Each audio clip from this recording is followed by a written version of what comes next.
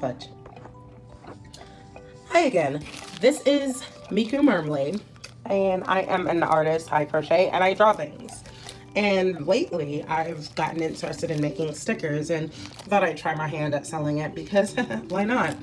So I wanted to kind of share my philosophy on the packaging ideas and where my mindset comes from. So I do put a little bit of effort into trying to make it look like, you know, it looks cutesy, but my philosophy with this is when you buy the stickers, you're not buying it for the packaging. Like, it's a cute notion, but you're probably gonna throw the bag away because the bag here is just a Ziplock bag.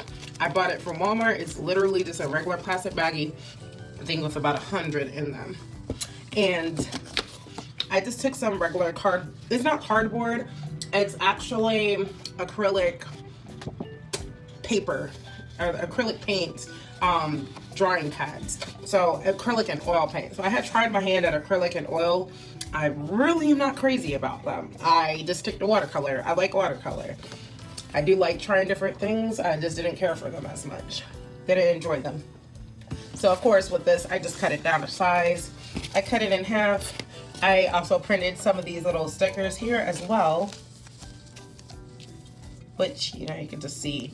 And I just stick it onto it, and I just staple and complete the process.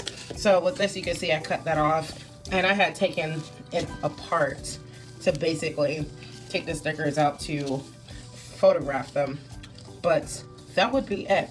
So my price range would be about $4 each. That's another reason why I don't put a lot of money into the packaging, because with stickers, you know, as somebody who buys stickers myself, you spend a certain amount. I bought some stickers from a Etsy shop. I bought like 3 sets.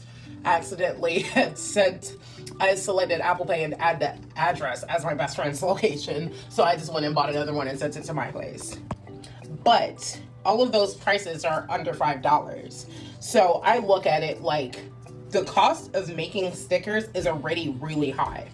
So me, I don't have a Cricut machine or anything like that. So when I make stickers, I literally use an inkjet printer and I print them out and then I cut them out with scissors. And you can see the imperfect cuts there. I'm not claiming that my cutting is, you know, as amazing as an inkjet printer. I mean, a Cricut cutting machine would be.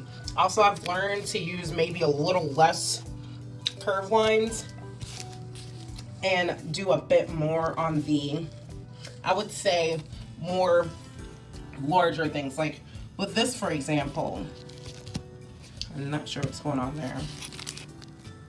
Oh, I might have cut something weird. But with this, it's a little bit more concise. So, you know, it's a little imperfect there. But you can really see the struggle with my logo because there's a lot of very fine areas, very sharp, really small areas to cut out on, and that's really difficult. So, you know, you just live and you learn. But if I was like at a shop or some kind of art festival or something, and I saw these for about $3 to $4, now of course I'm biased because of my own work, I would probably pick up a pair. I don't think they're bad or anything.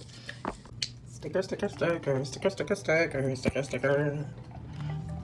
Aw, it's like Broke Girl's official sticker line. It's so cute though. Sticker, sticker, sticker, sticker, sticker, sticker, sticker, sticker, sticker, sticker, sticker, sticker, sticker. Bye-bye.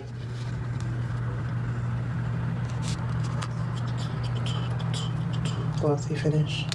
Glossier.